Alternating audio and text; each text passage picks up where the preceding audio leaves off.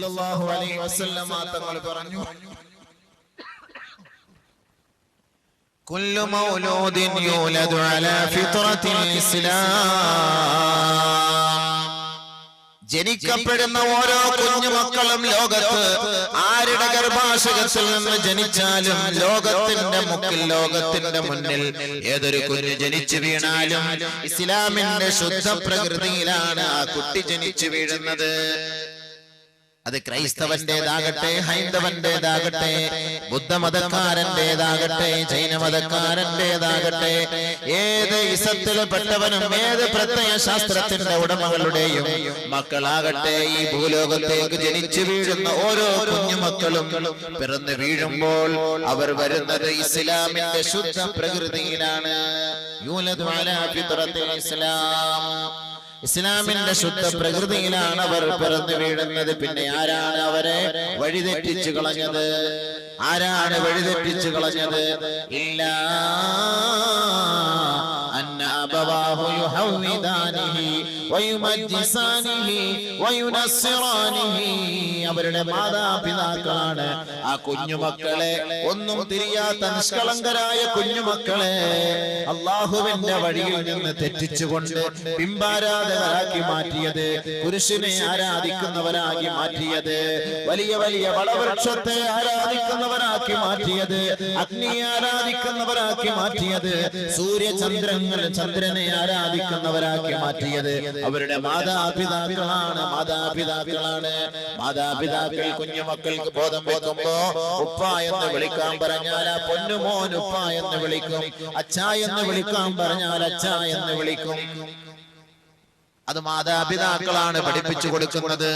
ഇസ്ലാമിന്റെ പ്രകൃതി എന്നാൽ ഏത് ഗർഭാശയത്തിൽ നിന്നും ജനിച്ചു വീഴുന്ന കുഞ്ഞ്, അത് ഏത് ഇസക്കാരന്റെ പെണ്ണായാലും ശരി, ഇസ്ലാമിക ശുദ്ധ പ്രകൃതിയിലാണ് ജനിച്ചു വീഴുന്നതെന്ന് നബിയുനാ റസൂലുള്ളാഹി സ്വല്ലല്ലാഹു അലൈഹി വസല്ലം. ബഹുമാനമുള്ള സഹോദരങ്ങളെ, മനസ്സിലാക്കുക, ആരാ പിന്നെ പഠിപ്പിക്കുന്നത്? മാതാപിതാക്കളെ പഠിപ്പിക്കണം. മക്കളുടെ കുഴപ്പമില്ല, മക്കൾക്ക് ഒരു പ്രശ്നമില്ല. മാതാപിതാക്കളെ പഠിപ്പിച്ചിട്ട് അവരെ ഇങ്ങനെ പല വഴികളിലേക്കും ഇസ്ലാമിന്റെ പ്രത്യേക ശാസ്ത്രത്തിൽ ഒഴിവാക്കി മറ്റു പല വഴികളിലേക്കും പറഞ്ഞു. അതുകൊണ്ട് മാതാപിതാക്കളാണ് ഇതിന്റെ എല്ലാ ഉത്തരവാദിത്വം വഹിക്കേണ്ടത്. അതുകൊണ്ട് നമ്മുടെ മക്കളെ സംസ്കരിച്ചെടുക്കേണ്ടത്, അവരെ നന്നാക്കിയെടുക്കേണ്ടത്, അവരെ വാർത്തെടുക്കേണ്ടത്, അവരെ വളർത്തിയെടുക്കേണ്ടത്, അവരെ നമസ്കാരമുള്ളവരാക്കേണ്ടത്, അവരെ നോമ്പ് പിടിപ്പിക്കേണ്ടവരാക്കേണ്ടത്, അവർക്ക് ദീനീ ബോധം നൽകേണ്ടത് മാതാപിതാക്കളാണ്. ഏതെങ്കിലും മക്കളെ പിഴച്ചുപോയാൽ, നരകവാസിയായി മാറിയാൽ, മാതാപിതാക്കളെ നിങ്ങളുടെ മേലായിരിക്കും അല്ലാഹു തആല ചോദിക്കുക, നിങ്ങളോടായിരിക്കും ചോദിക്കുക. എന്തേ നിങ്ങളുടെ മക്കൾ പിഴച്ചു പോകാൻ കാരണം എന്ത്? മാതാപിതാക്കൾ അതുകൊണ്ട് ശ്രദ്ധിച്ചോളി. വാപ്പായും ഉമ്മായും നമസ്കാര വിഭാഗത്തുള്ളവരായിരിക്കും. മക്കളോ അപ്പൊ നോക്കിയാൽ സിനിമാ തിയേറ്റർ, കള്ളി ഷാപ്പ്, ചാരായ ഷാപ്പ്, അതേപോലെ ചീട്ടുകളി, പലിശ കച്ചവടം, ലോട്ടറി എടുപ്പ്.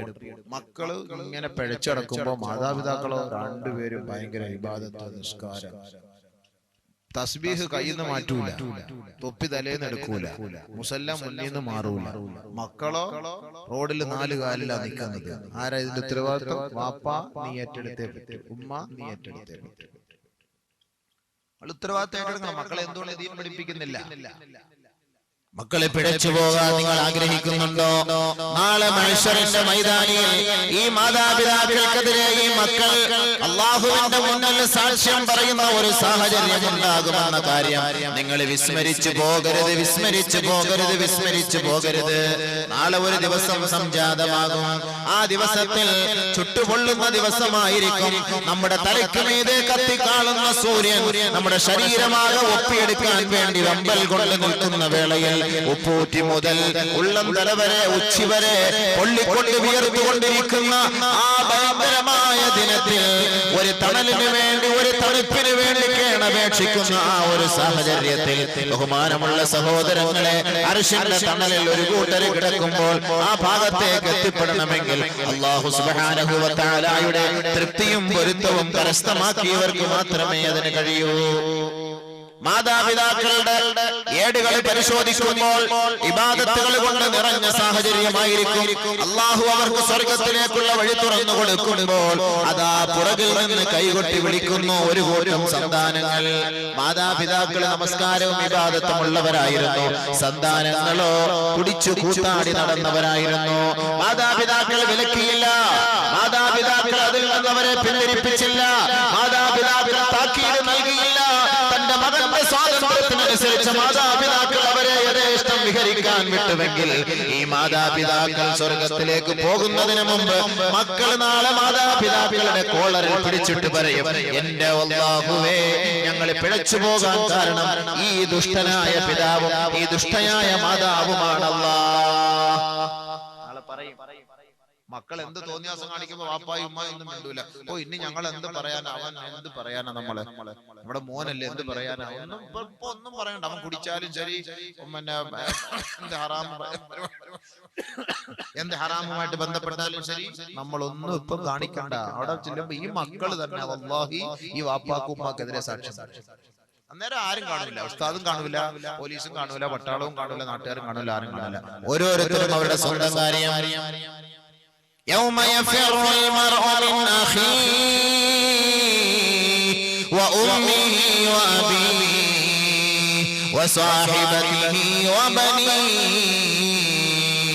لكل امرئ منهم يومئذ شأن يغنيه لكل امرئ منهم يومئذ شأن يغنيه. നാളത്തെ ദിവസം സംജാതമാകും, മറന്നു പോകണ്ട. ഏത് ദിവസമാണെന്ന് ഓർമ്മയുണ്ടോ? നിങ്ങളുടെ കുഞ്ഞുമക്കളെ താലോലിച്ച് വളർത്തുന്നു. ശൈശവം മുതൽ, ബാല്യം മുതൽ, കൗമാരം മുതൽ പ്രായപൂർത്തിയെത്തുന്നത് വരെ, അവനൊരു വിവാഹം കഴിപ്പിച്ചു കൊടുക്കുന്നത് വരെ, അവനൊരു ജോലി വാങ്ങി കൊടുക്കുന്നത് വരെ, അവൻ യഥേഷ്ടം വിഹരിക്കുന്നത് വരെ മാതാപിതാക്കളെ ദുനിയാവിലെ ഭൗതിക ആഡംബരങ്ങൾ കണ്ടുകൊണ്ട് തന്റെ സന്താനങ്ങൾ സൂഹിക്കുന്നത് കൊണ്ട് സന്തോഷിക്കുന്ന മാതാപിതാക്കളെ, ഈ മാതാപിതാക്കൾ നാളെ മക്കളെ വലിച്ചെറിഞ്ഞു ഓടുന്ന ഒരു ദിവസം ഉണ്ടാകും. മാതാപിതാക്കളുടെ കൈക്ക് പിടിച്ചല്ലാതെ പുറത്തേക്ക് പോകാതെ ശാഠ്യം പിടിക്കുന്ന മക്കളുണ്ടാകും. മാതാപിതാക്കളോട് കൂടുതൽ സ്നേഹവും അടുപ്പവും കാണിക്കുന്ന സന്താനങ്ങൾ ഉണ്ടാകും. മാതാപിതാക്കളോട് ഏറ്റവും കൂടുതൽ വാത്സല്യവും മാതാപിതാക്കളോടൊപ്പം കെട്ടിപ്പിടിച്ചുറച്ചുകയും ചെയ്യുന്ന മക്കളുണ്ടാകും. പക്ഷേ നാളെ ആഖിറത്തിന്റെ ആ മഹത്തായ സമ്മേളന നഗരിയിൽ വെച്ച് ഈ മാതാപിതാക്കളോട് സ്നേഹം കാട്ടിയ സന്താനങ്ങൾ ആ മാതാപിതാക്കളെ കണ്ട മാത്രം പോലും നടിക്കുകയില്ല. എത്രത്തോളം സ്നേഹമുള്ള അനുകമ്പയുള്ള ഭാര്യ, എത്രത്തോളം സ്നേഹമുള്ള ഭർത്താവ്, അവർ അവരുടെ രാത്രി ജീവിതത്തിൽ, അവരുടെ പകൽ ജീവിതങ്ങളിൽ, അവരുടെ ദുനിയാവിലെ ജീവിതങ്ങളിൽ അവർക്കിടയിൽ ഒരു ബുദ്ധിമുട്ടോ പ്രയാസങ്ങളോ പ്രശ്നങ്ങളോ ഉണ്ടായിരുന്നില്ല. അവർ നല്ല സ്നേഹവും അനുകമ്പയും അവർ കാഴ്ചവെച്ചിരുന്നുവെങ്കിൽ നാളെ ആഖിറത്തിൽ ആ ഭയാനകതയുടെ ദിവസത്തിൽ, ആ മഹ്ശറിന്റെ വിചാരണയുടെ ദിവസത്തിൽ യൗമ യഫിറുൽ മർഉ മിൻ അഖീഹി വ ഉമ്മിഹി വ അബീഹി വ സാഹിബതിഹി വ ബനീഹി. പിതാവിൽ നിന്ന് മക്കളോടുന്ന ദിവസം, മക്കളിൽ നിന്ന് മാതാപിതാക്കളോടുന്ന ദിവസം, സഹോദരങ്ങളിൽ നിന്ന് മറ്റു സഹോദരങ്ങളോടുന്ന ദിവസം, ഭാര്യമാരിൽ നിന്ന് ഭർത്താക്കന്മാരോടുന്ന ദിവസം, നമ്മുടെ സന്താനങ്ങൾ നമ്മളെ കൈവെടിഞ്ഞിട്ട് ഓടുന്ന ദിവസം, ലികുല്ലി ഇംറിഇൻ മിൻഹും യൗമൈദിൻ ശഅനു യുഗ്നീ.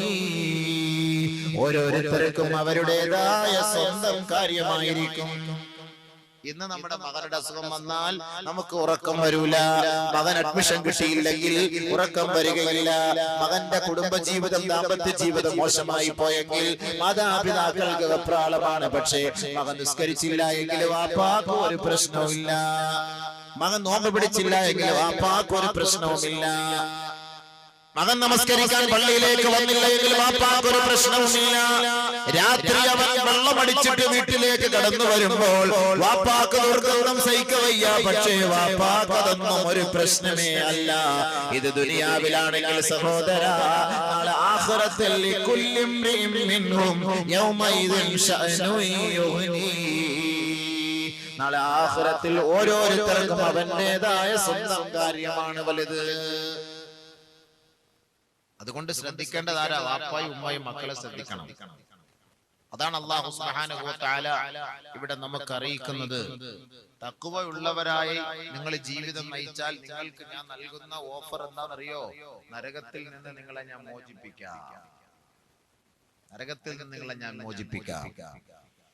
ثم ننجي الذين اتقوا ونذر الظالمين فيها جثيا ثم ننجي الذين اتقوا അല്ലാഹുവിനെ ഭയപ്പെട്ട് ജീവിച്ചുവോ നാം അവരെ രക്ഷപ്പെടുത്തും. നാളെ നരകത്തിന്റെ അഗ്നികുണ്ഡാരത്തിൽ നിന്ന് നാം അവരെ രക്ഷപ്പെടുത്തും. ആരൊരാള് തഖ്വയുള്ളവരായി ജീവിതം നയിച്ചോ അവിടെ കുടുംബ മഹത്വമില്ല, കുടുംബ പാരമ്പര്യമില്ല, അവിടെ വർഗ സ്നേഹമില്ല. സഹോദരങ്ങളെ, അല്ലാഹുവിന്റെ അടുക്കൽ ഏറ്റവും ഉന്നതനും ഏറ്റവും ശ്രേഷ്ഠനും മഹത്വമുള്ളവനും ആരാണെന്നറിയുമോ? അല്ലാഹുവിനെ ഏറ്റവും കൂടുതൽ ഭയപ്പെട്ടവനാണ്. ഏതൊരാൾ അല്ലാഹുവിനെ ഭയപ്പെട്ടുവോ നാം അവരെ രക്ഷപ്പെടുത്തും.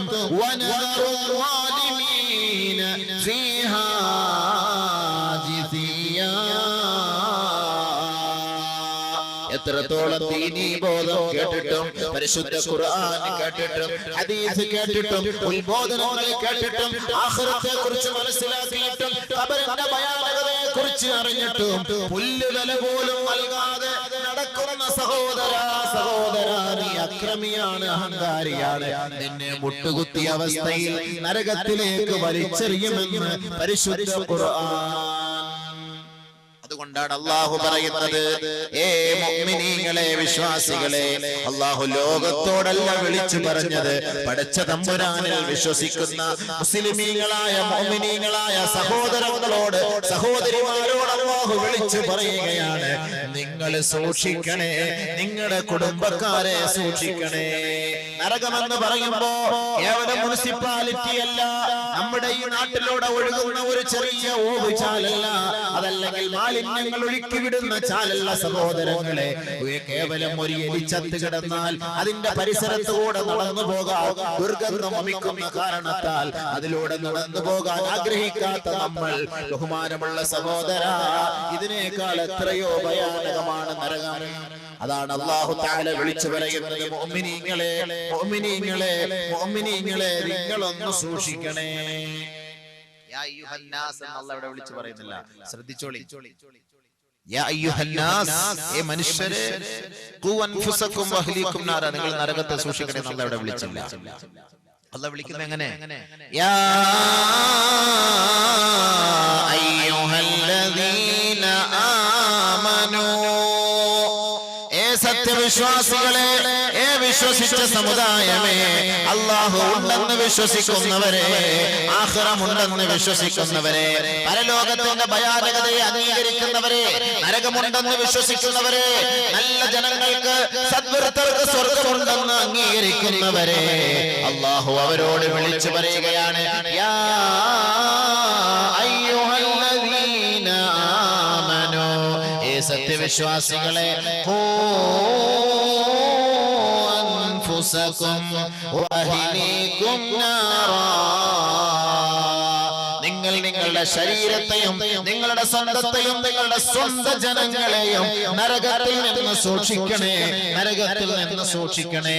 അല്ലാഹുവിന്റെ വിളി, അല്ലാഹുവിന്റെ താക്കീത്, അല്ലാഹുവിന്റെ പ്രഖ്യാപനം. ഏ വിശ്വാസികളെ, ഏ വിശ്വാസിനികളെ, ഏ മുസ്ലിം സഹോദര സഹോദരി, നിന്നോടാണ്, നിന്റെ കുടുംബത്തോടാണ്, നിന്റെ പൊന്നുമക്കളോടാണ്. നിങ്ങളുടെ ശരീരത്തെ നിങ്ങൾ സൂക്ഷിക്കണേ, ശരീരത്തെ സൂക്ഷിക്കണേ. വാഹിനീക്കും, നിങ്ങളുടെ കുടുംബക്കാരെ സൂക്ഷിക്കണേ. നമ്മുടെ കുഞ്ഞുമോനോ കുഞ്ഞുമോക്കോ ഒരു പനി വന്നാൽ നമുക്ക് ഉറക്കം വരികയില്ല, നമ്മുടെ ഭാര്യയ്ക്ക് ഒരു രോഗം വന്നാൽ നമുക്ക് സഹിക്കാൻ കഴിയില്ല, നമ്മുടെ ഭർത്താക്കന്മാർക്ക് ഒരു ബുദ്ധിമുട്ട് വന്നാൽ സഹിക്കാൻ കഴിയില്ല. ഉപ്പ മരിച്ചാൽ നെഞ്ചത്തടിച്ചു കരയുന്ന നമ്മൾ, ഉമ്മ മരിച്ചാൽ പൊട്ടിക്കരയുന്ന നമ്മൾ, നമ്മുടെ കുടുംബത്തിൽ അത്യാഹിതം സംഭവിച്ചാൽ ഞങ്ങളടിച്ച് തേങ്ങി തേങ്ങി കരയുന്ന നമ്മൾ ഈ ദുനിയാവിലെ ചെറിയ ചെറിയ ഒരു ബുദ്ധിമുട്ടും പ്രയാസവും വരുമ്പോൾ ഇത്രത്തോളം വിഘാതമാണ്, ഇത്രത്തോളം പ്രയാസമാണെങ്കിൽ അല്ലാഹു തആല പറയുന്നു ഇതെല്ലാം ക്ഷണികമാണ്, ഇതെല്ലാം നശ്വരമാണ്, ഇതെല്ലാം നൈമിഷികമാണ്. പക്ഷേ ഒരിക്കൽ പോലും നഷ്ടപ്പെടാത്ത, ഒരിക്കൽ പോലും നശിച്ചു പോകാത്ത ഒരു ജീവിതമുണ്ട്, ഒരു സന്ദർഭമുണ്ട്. ആ സന്ദർഭത്തെ നിങ്ങളൊന്ന് ഭയപ്പെടണേ. ആ സന്ദർഭത്തിൽ നിങ്ങളുടെ മക്കളുടെ കാര്യം ഒന്ന് ഏറ്റെടുക്കണേ. ആ സന്ദർഭത്തിൽ നിങ്ങളുടെ ഭാര്യയുടെ കാര്യം ഒന്ന് ശ്രദ്ധിക്കണേ. നിങ്ങളുടെ ഭർത്താക്കന്മാരുടെ കാര്യം ഒന്ന് ശ്രദ്ധിക്കണേ. നിങ്ങളുടെ കുടുംബക്കാരുടെ കാര്യം ഒന്ന് ശ്രദ്ധിക്കണേ. ദുനിയാവിൽ വെച്ച് മാത്രം ചെറിയ ചെറിയ കാര്യങ്ങൾ ശ്രദ്ധിക്കുന്ന നിങ്ങൾക്ക് ആഖിറത്തിന്റെ കാര്യം നിങ്ങൾ മറന്നു പോകരുതേ. അതുകൊണ്ടാണ് അല്ലാഹു താക്കീത് നൽകുന്നത്. നിങ്ങളുടെ ശരീരത്തെ നിങ്ങൾ സൂക്ഷിക്കണം, വാഹിലീക്കും നിങ്ങളുടെ കുടുംബത്തെയും നിങ്ങൾ സൂക്ഷിക്കണം. കത്തിക്കാളുന്ന നരക കൊട്ടാരത്തിൽ നിന്ന് അല്ലാഹു വിളിച്ചു പറയുന്നത് ഏയ് മുഅ്മിനീങ്ങളെ നിങ്ങളോടാണ്, മുഅ്മിനീങ്ങളെ നിങ്ങളോടാണ്, മാതാപിതാക്കളെ നിങ്ങളോടാണ്, ഭാര്യമാരെ ഭർത്താക്കന്മാരെ അനുജന്മാരെ ജ്യേഷ്ഠന്മാരെ കുഞ്ഞനുജത്തിമാരെ ജ്യേഷ്ഠത്തിമാരെ നിങ്ങളോടാണ് അല്ലാഹുവിന്റെ വിളി. യാ അയ്യുഹല്ലദീന ആമനു. പക്ഷെ അല്ലാഹു സൃഷ്ടികളെ സൃഷ്ടിക്കുന്ന സന്ദർഭത്തിൽ അല്ലാഹു വിളിച്ചത് യാ അയ്യുഹന്നാസ് എന്നാണ്, ജനങ്ങളെ. യാ അയ്യുഹന്നാസ് ഉഅ്ബുദു റബ്ബക്കും, ജനങ്ങളെ നിങ്ങൾ നിങ്ങളുടെ റബ്ബിനെ ആരാധിക്കണം എന്നൊക്കെ അല്ലാഹു പറഞ്ഞു. പക്ഷെ ഒരു കൂട്ടം അംഗീകരിച്ചു, ഒരു കൂട്ടം അംഗീകരിച്ചില്ല.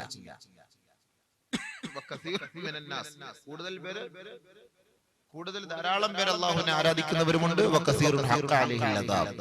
അതേപോലെ കൂടുതലും ആളുകളുടെ മേൽ അല്ലാഹുവിന്റെ ശിക്ഷയുമുണ്ട്. പക്ഷെ അംഗീകരിച്ച മുസ്ലിം സമുദായത്തോട്, വിശ്വാസികളോട് അല്ലാഹുവിന്റെ വിളിയാണ്, ഏയ് നിങ്ങൾ ശ്രദ്ധിക്കണേ, നരകത്തിന്റെ കാര്യം ശ്രദ്ധിക്കണേ. നിങ്ങൾ ഒരു കരുതുന്ന കേവലം ചെറിയ നിസാരമായ ഒരു കാര്യമല്ല നരകം, അത് സാരമാണ്, അത് സാരമാണത്. നിങ്ങൾ തഖ്വയിൽ അധിഷ്ഠിതമായ ജീവിതം നയിച്ചാൽ ആ നരകത്തിൽ നിന്ന് ഞാൻ രക്ഷപ്പെടുത്താം. നരകത്തെ നിങ്ങളെ രക്ഷയ്ക്ക് വേണ്ടി അല്ലാഹു തആല നമ്മളോട് വിളിച്ചു പറയുകയാണ്. നാളെ അവിടെ ചെന്നിട്ട് പിന്നെ പടച്ചവനെ ഞങ്ങളെ നരകത്തിലിട്ട് കളഞ്ഞല്ലോ, കത്തിച്ചു കളഞ്ഞല്ലോ എന്നൊന്നും പറയരുത്. ഇപ്പൊ അല്ലാഹ് ദയാലുവാണ്, കരുണയുള്ളവനാണ്, 70 മാതാക്കളെക്കാൾ സ്നേഹമുള്ളവനാണ്. അതുകൊണ്ട് നിങ്ങളൊന്ന് ശ്രദ്ധിച്ചാല് നിങ്ങൾക്ക് നാളെ നരകത്തിൽ നിന്ന് രക്ഷപ്പെടാൻ ഒന്ന് ശ്രദ്ധിച്ചാൽ കൊള്ളാം. അതിനാ വിളിച്ചു പറയുന്നത്. പിന്നെ അവിടെ ചെന്നിട്ട് അയ്യും കാലും പിടിച്ച വല്ലാഹി അല്ലാഹു സ്വീകരിക്കുകയില്ല. അവിടെ ചെന്നിട്ടെന്നല്ല, മരിക്കാറായി കിടക്കുമ്പോ കൈകാലം പിടിച്ചാലും ഒന്നും സ്വീകരിക്കുക. ഇപ്പൊ ആരോഗ്യമുള്ള സമയത്ത് നീ വിളിച്ചോ, നീ പറഞ്ഞോ, നീ ചോദിച്ചോ, നിന്റെ സകലമാന കാര്യങ്ങളും അല്ലാഹു ഏറ്റെടുക്കും. എന്നിട്ട് അല്ലാഹു തആല പറഞ്ഞത് എന്താ? നരകത്തിൽ കത്തിക്കുന്ന സാധനം എന്താ? വെറുതെ നമ്മുടെ ഇവിടുത്തെ ചൂട്ട്, കൊതുമ്പ്, ചുള്ളി, വിറക് ഒക്കെ വെച്ചാണോ അല്ലാഹ് കത്തിക്കണത്? അതിന് എളുപ്പമുണ്ടല്ലോ. അല്ലാഹു കത്തിക്കുന്ന എന്താ?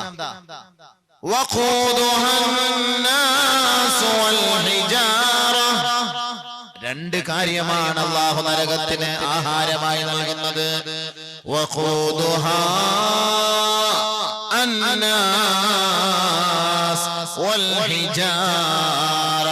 മനുഷ്യരെയും കല്ലുകളെയുമാണ് അല്ലാഹു നരകത്തിലിട്ട് കത്തിക്കുന്നത്. അല്ലാഹു ദയയില്ലാത്തവനാണെന്ന് പറയരുത്. ഇപ്പൊ ദയയുള്ളവനാണ് അല്ലാഹു, ഇപ്പൊ ദയയുള്ളവനാണ് അല്ലാഹു, ഇപ്പൊ കരുണയുള്ളവനാണ് അല്ലാഹു. നീ കൊടും പാപം ചെയ്തവനാണോ, അല്ലാഹുവിന്റെ അടുക്കലേക്ക് നീ പശ്ചാത്തപിച്ച് മടങ്ങ്. വല്ലാഹി സത്യം പടച്ചവൻ നിനക്ക് മാപ്പ് തരും. പക്ഷെ മരിക്കുന്ന സമയത്ത് നീ തൗബ ചെയ്തിട്ട് അല്ലാഹുക്ക് ഒരു ഇഷ്ടവുമില്ല, അല്ലാഹുക്ക് ഒരു താല്പര്യവുമില്ല. പിന്നെ നീ നരകത്തിൽ പോയി കിടക്കുന്ന സമയത്ത് പടച്ച തമ്പുരാൻ നിന്നോട് ഒരു നിലയ്ക്കും ദയ ഉണ്ടാവും. ഇപ്പൊ നീ ചോദിച്ചോ, അല്ലാഹു തആല അവിടെ ഉപയോഗിക്കുന്നത് റബ്ബർ തടിയല്ല, പറങ്കിമാവിന്റെ തടിയല്ല, ടാറല്ല, പെട്രോൾ അല്ല, ഡീസൽ അല്ല. പിന്നെന്താ അല്ലാഹു മനുഷ്യന്റെ കൂട്ടത്തിൽ കത്തിക്കാൻ ഉപയോഗിക്കുന്നത്? അൽ ഹിജാർ, അൽ ഹിജാർ, കല്ല്, കല്ല്, കല്ല്. ബഹുമാനമുള്ള സഹോദരങ്ങളെ, എന്തേ ഈ കല്ല് ഉപയോഗിക്കാൻ കാരണം? നരകത്തെ കുറിച്ച് കേൾക്കാത്തവരെ, നരകത്തെ കുറിച്ച് ശ്രദ്ധയിൽ കഴിയുന്നവരെ, നരകത്തെ കുറിച്ച് ചിന്തിക്കാത്തവരെ ഒന്ന് ചിന്തിക്കണേ, ഒന്ന് ചിന്തിക്കണേ.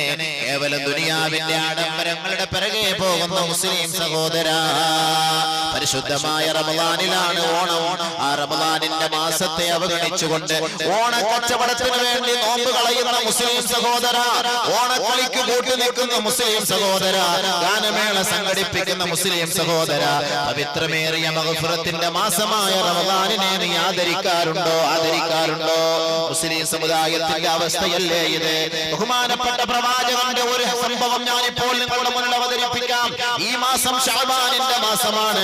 ഈ ശഅബാനിന്റെ അവസാനത്തെ രാവിൽ ബഹുമാനപ്പെട്ട നബിയുനാ റസൂലുള്ളാഹി തങ്ങൾ സഹാബാക്കളെ വിളിച്ചിട്ട് പറയുകയാണ്, ഉഹ്ദുറുൽ മിമ്പർ, ഉഹ്ദുറുൽ മിമ്പർ.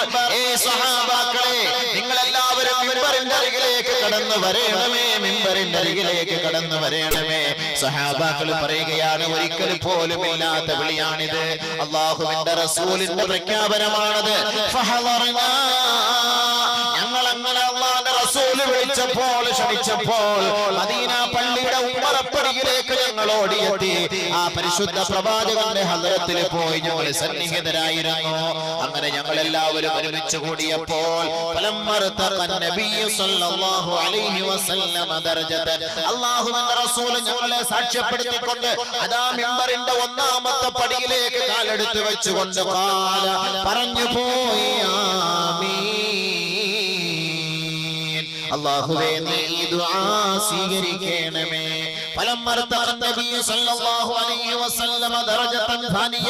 രണ്ടാമത്തെ പടിയിലേക്ക് കാലെടുത്ത് വെച്ചുകൊണ്ട് അല്ലാഹുവിന്റെ റസൂൽ വീണ്ടും പറഞ്ഞു പോയി, ആമീൻ. പടച്ചവനെ, ദുആ നീ സ്വീകരിക്കണമേ.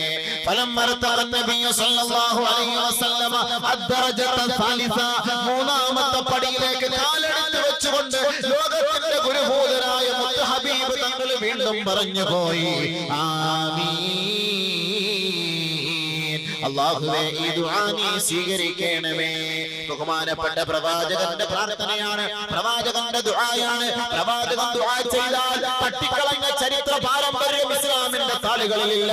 അല്ലാഹുവിന്റെ റസൂൽ മിമ്പറിൽ, ഇതേ മിമ്പറിൽ ഖുതുബ പ്രഭാഷണം നടത്തിക്കൊണ്ടിരിക്കുമ്പോഴാണ് വറ്റിവരണ്ടുപോയ തടാകത്തിന്റെ ഓരത്ത് താമസിക്കുന്ന, വറ്റിവരണ്ടുപോയ കുളങ്ങളുടെയും കിണറുകളുടെയും ഓരത്ത് താമസിക്കുന്ന, ഉണങ്ങിക്കരിഞ്ഞു പോയ, വെള്ളമില്ലാതെ നശിച്ചു പോയ ഒരു ഗ്രാമവാസികളതാ കാട്ടറബികൾ ഓടി വരുന്നു. മദീന പള്ളിയുടെ ഉമ്മറപ്പടിയിലേക്ക് ഓടി വന്നുകൊണ്ട് ഖുതുബ നിർവഹിച്ചുകൊണ്ടിരിക്കുന്ന ഹബീബായ തങ്ങളെ നോക്കിയിട്ട് പറയുന്നു, യാ റസൂലല്ലാഹ്, ഞങ്ങളുടെ നാട്ടിൽ വെള്ളമില്ല നബിയേ, മഴയില്ല നബിയേ, ഞങ്ങളുടെ കുളം വറ്റിപ്പോയി നബിയേ, ഞങ്ങളുടെ കൃഷിയെല്ലാം നശിച്ചു പോയി നബിയേ, ഞങ്ങളുടെ മൃഗങ്ങളെല്ലാം ചത്തുപോയി നബിയേ, ഞങ്ങളുടെ കുഞ്ഞുമക്കള് വെള്ളം കിട്ടാതെ കാലിട്ടടിക്കുകയാണ് യാ റസൂലല്ലാഹ്, ഞങ്ങളുടെ ഉമ്മമാരും പെങ്ങന്മാരും നിലവിളിക്കുകയാണ് നബിയേ.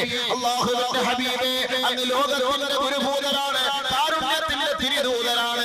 അങ്ങ് അങ്ങയുടെ മുബാറക്കായ കരങ്ങൾ പടച്ചവന്റെ സന്നിധാനത്തിലേക്ക് ഉയർത്തിക്കൊണ്ടെന്ന് പ്രാർത്ഥിച്ചാൽ ഞങ്ങളുടെ ബുദ്ധിമുട്ടുകളും പ്രയാസങ്ങളും അല്ലാഹു മാറ്റിത്തരുമെന്ന് പൂർണ്ണമായി ഉറച്ചു വിശ്വസിക്കുന്നവരാണ് ഞങ്ങൾ. അതുകൊണ്ടാണ് വളരെ ദൂരത്ത് നിന്ന് ഈ പരിശുദ്ധമായ മദീന പട്ടണത്തിന്റെ ഉമ്മറപ്പടിയിലേക്ക് ഞങ്ങൾ ഓടിയെത്തിയത്.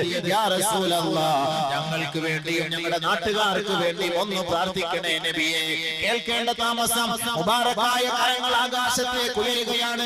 ഏതൊരു നാട്ടിലാണോ വെള്ളമില്ലാതെ ജനങ്ങൾ ബുദ്ധിമുട്ടുന്നത്, ഏതൊരു നാട്ടിലാണോ വെള്ളം കിട്ടാതെ കുഞ്ഞുമക്കൾ കാലിട്ടടിക്കുന്നത്, ഏതൊരു നാട്ടിലാണോ മൃഗങ്ങൾ ചത്തുടങ്ങുന്നത്, ഏതൊരു രാജ്യത്തിന്റെ ഉപജീവന മാർഗമായ കൃഷിയിടങ്ങളാണോ നശിച്ചു പോയത്, ഏതൊരു ഭൂമിയാണോ വറ്റി വരണ്ടു പോയി വെടിച്ചു കീറിപ്പോയത്, ആ നാട്ടിലേക്ക് പടച്ചവനെ എന്റെ കാരുണ്യത്തിന്റെ നോട്ടം നോക്കുന്നതിന് വേണ്ടിയും നിന്റെ റഹ്മത്ത് ചൊരിഞ്ഞു കൊടുക്കുന്നതിന് വേണ്ടിയും മദീന പട്ടണത്തിന്റെ മിമ്പറിൽ നിന്നുകൊണ്ട് പരിശുദ്ധ പ്രവാചകൻ ദുആ ചെയ്തപ്പോൾ അതാ കാർമേഘം ഒരുമിച്ച് കൂടുകയാണ്.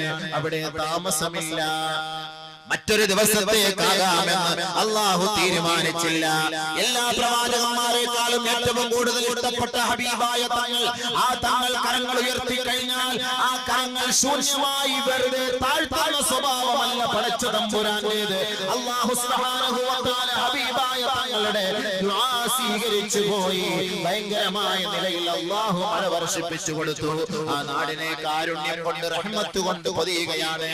കുളങ്ങൾ നിറയുകയാണ്, തടാകം നിറഞ്ഞുപോയി, കിണറുകളെല്ലാം നിറഞ്ഞുപോയി, മക്കള് കുടിച്ചു, ജനങ്ങള് കുടിച്ചു, കൃഷിയിടങ്ങളെല്ലാം ഫലഭൂയിഷ്ഠിയുള്ളതായി മാറി, സമൃദ്ധമായ അന്തരീക്ഷമായി മാറി. പറ്റി വരണ്ട് കീറിപ്പോയ എല്ലാ ഭൂമിയെല്ലാം ആർദ്രതയോടുകൂടി തണുത്തു നിൽക്കുന്ന ഒരു സാഹചര്യം, പക്ഷേ മഴ നിൽക്കാത്ത സാഹചര്യമായി മാറിയപ്പോൾ ആ സഹാബാക്കൾ വീണ്ടും അതാ ഓടി വരികയാണ്.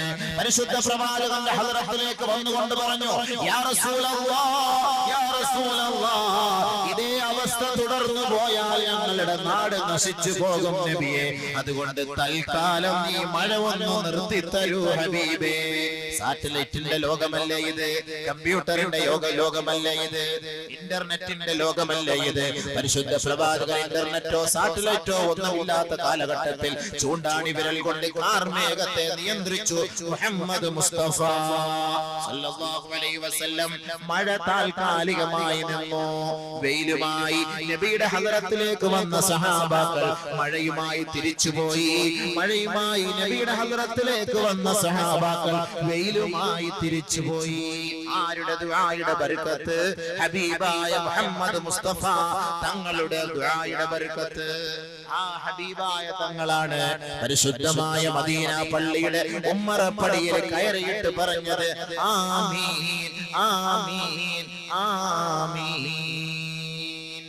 അല്ലാഹുവേ ദുആ സ്വീകരിക്കണമേ, അല്ലാഹുവേ ദുആ സ്വീകരിക്കണമേ, അല്ലാഹുവേ ദുആ സ്വീകരിക്കണമേ.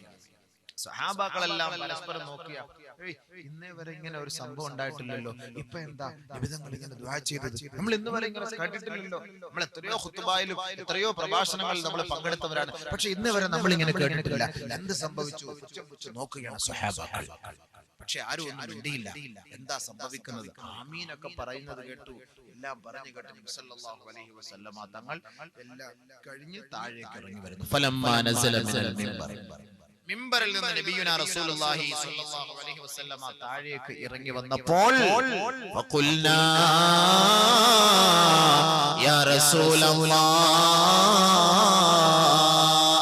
അല്ലാഹുവിന്റെ റസൂലേ, ഞങ്ങൾ ചോദിച്ചു പോയി. സഹാബാക്കൾ പറയുകയാണ്, ഞങ്ങൾ ചോദിച്ചു പോയി, യാ റസൂലല്ലാഹ്, ലഖദ് സമിഅനാ മിൻകൽ യൗമ ശൈആ മാ കുന്നാ നസ്മഉഹു യാ റസൂലല്ലാഹ്. ഇന്നേ വരെ ഞങ്ങൾ കേട്ടിട്ടില്ലാത്ത സംഭവമാണ് ഹബീബേ, അങ്ങയുടെ നാവിൽ നിന്ന് ഇന്ന് ഞങ്ങൾ കേട്ടത്. എന്താണ് ഹബീബേ അതിന്റെ അർത്ഥം? ഞങ്ങൾക്കൊന്ന് വിവരിച്ചു തരുമോ?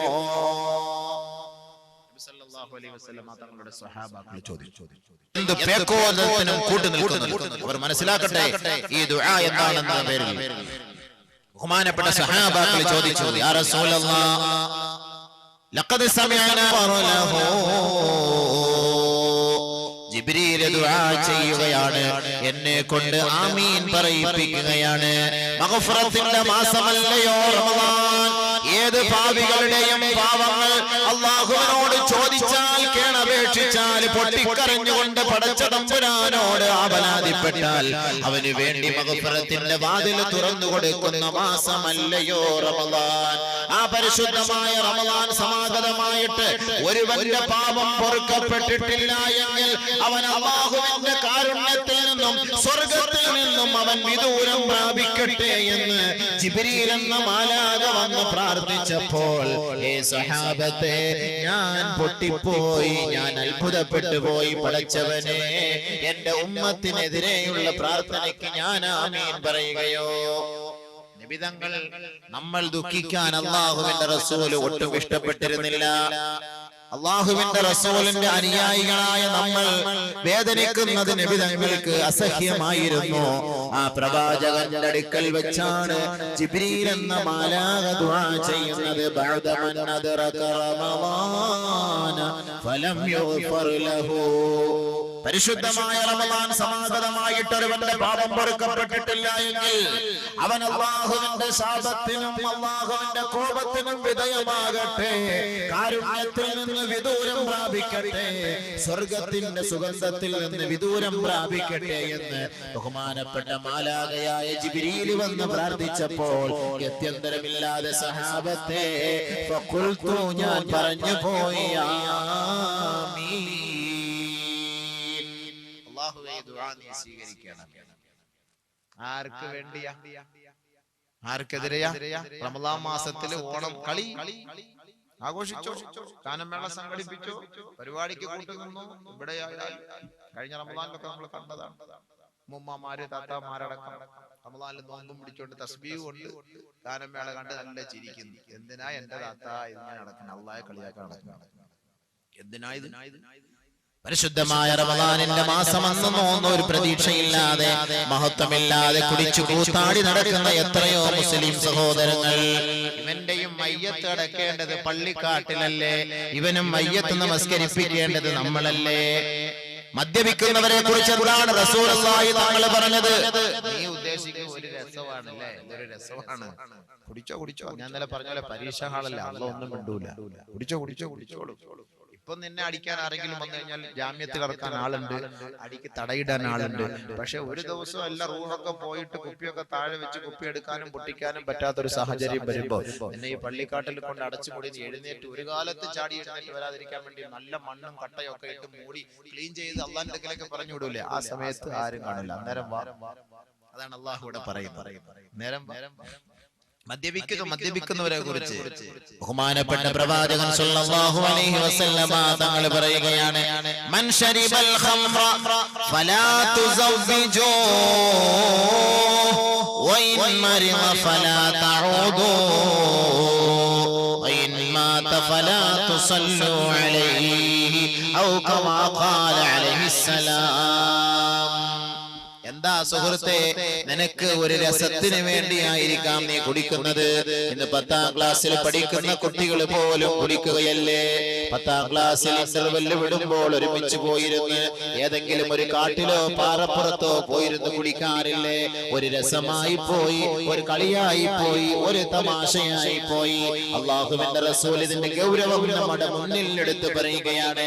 മൻ ശരിബൽ ഖംറ ഫലാ തുസവ്വിജൂ. ആരൊരാൾ കള്ള് കുടിക്കുന്നുവോ മദ്യപിക്കുന്നുവോ അവനുമായുള്ള വിവാഹ ബന്ധം നിനക്ക് നിഷിദ്ധമാണ്, നിഷിദ്ധമാണ്, നിഷിദ്ധമാണ്. കള്ളു കുടിക്കുന്നവനെ മദ്യപാനിയെ നീ വിവാഹം കഴിക്കരുത്. മദ്യപിക്കുന്നവന്റെ വീട്ടിൽ നിന്ന് നീ വിവാഹാലോചന എടുക്കരുത്. മദ്യപാനം നിഷിദ്ധമാണ്, ഹറാമാണ്.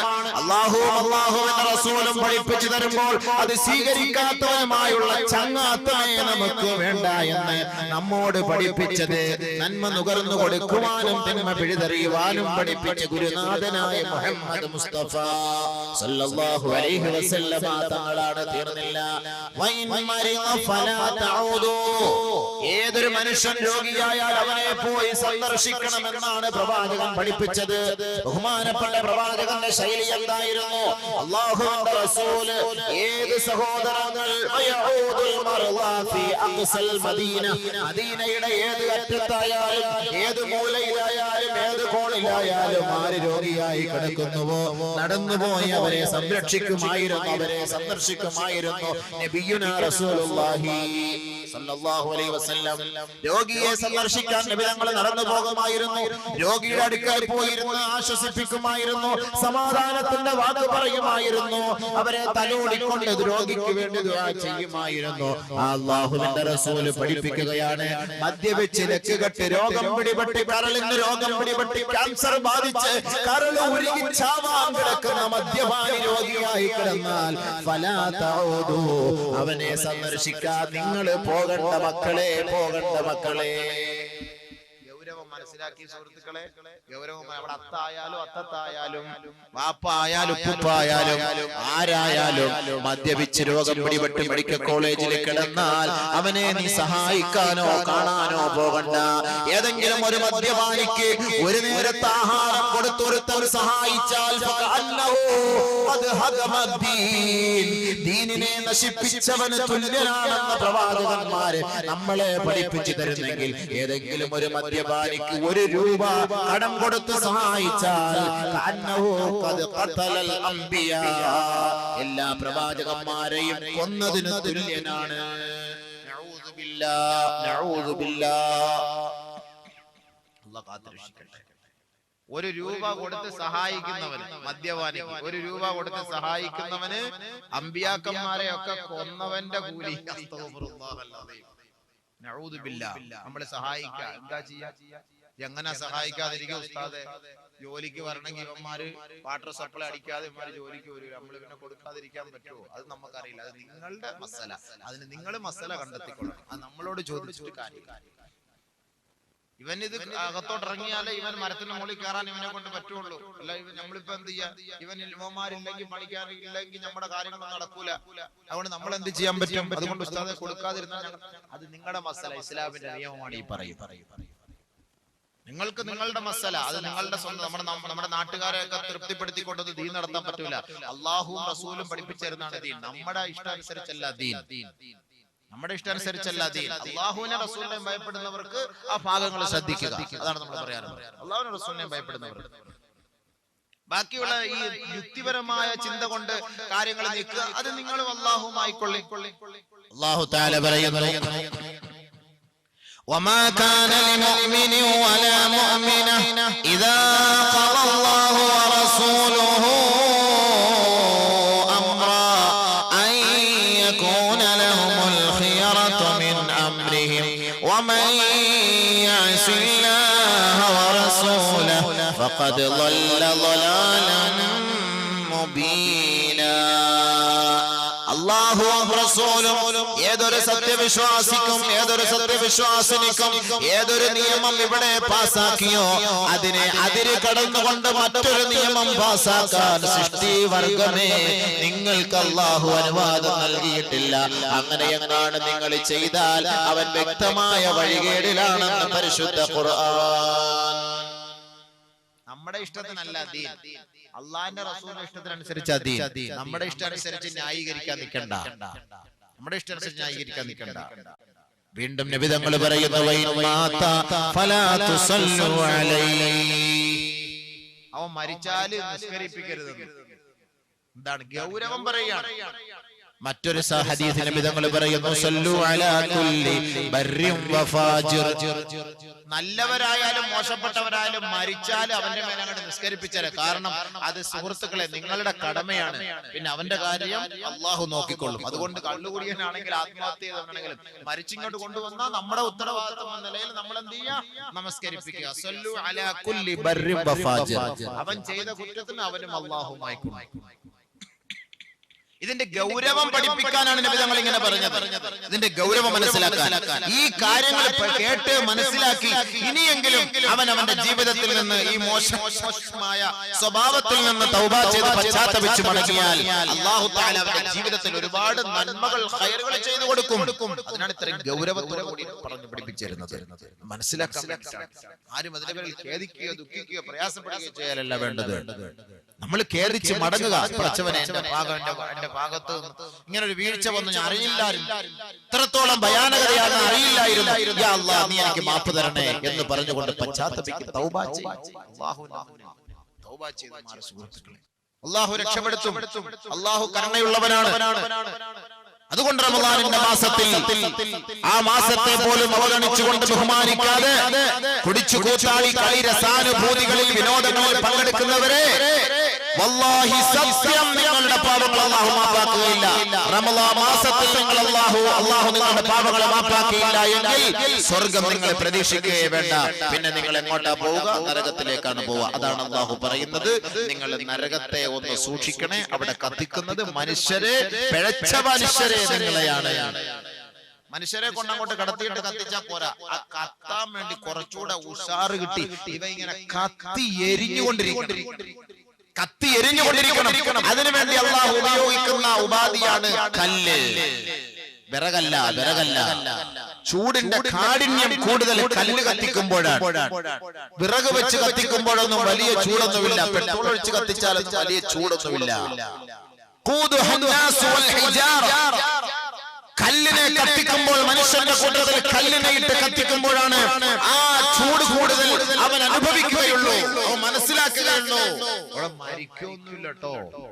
മരിക്കൊന്നുമില്ല. നമ്മൾ കരുതുന്നത് ഇവിടെ ഇപ്പൊ മരിച്ചു കഴിഞ്ഞാൽ പിന്നൊന്നും അറിയില്ല. തെറ്റ്. ഒരാള് മരിച്ചു കഴിഞ്ഞാൽ അവന്റെ ശരീരത്തിൽ ഒരു ഈച്ച വന്നിരുന്നാൽ അവനത് വേദനയാണെന്ന് നബിയുനാ റസൂലുള്ളാഹി സ്വല്ലല്ലാഹു അലൈഹി വസല്ലം പോസ്റ്റ്മോർട്ടം ചെയ്യാൻ വേണ്ടി കുത്തി പൊട്ടിക്കുമ്പോൾ അവന് വേദനയുണ്ടാകും. അവന്റെ ശരീരത്തിൽ ഈച്ച പറ്റിയാൽ അവന് വേദനയുണ്ടാകും. പക്ഷേ പ്രതികരിക്കാൻ കഴിയില്ല. ആരാണ് ഈ മയ്യത്ത് കുളിപ്പിക്കുന്നതെന്ന് ആ കുളിപ്പിക്കുന്ന വ്യക്തിയെ കുറിച്ച് ഈ മയ്യത്തിന് അറിയാൻ കഴിയും. ആരാണ് അടുത്തിരിക്കുന്നത്, ആരാണ് കരയുന്നത് പറയുന്നത്, ആരാണ് സംസാരിക്കുന്നതെന്ന് ഈ മയ്യത്തിന് അറിയാൻ കഴിയും. പക്ഷേ ഈ മയ്യത്തിന് പ്രതികരിക്കാൻ കഴിയില്ല. ഈ മയ്യത്തിനെ വേദനിപ്പിക്കുമ്പോൾ മയ്യത്തിന് അറിയാം വേദന എടുക്കുന്നു, പക്ഷേ പ്രതികരിക്കാൻ കഴിയുന്നില്ല. സഹോദരങ്ങളെ, ആ പരിശുദ്ധമായ ശരീരത്തെ പൊട്ടിച്ചു കീറുമ്പോൾ കത്തിവെച്ച് കീറിക്കൊണ്ട് ബഹുമാനമുള്ളവരെ നികൃഷ്ടമായ നിലയിൽ ആ മൃതശരീരത്തെ വേദനിപ്പിക്കുമ്പോൾ ആ മയ്യത്ത് വേദന സഹിക്കുകയാണ്.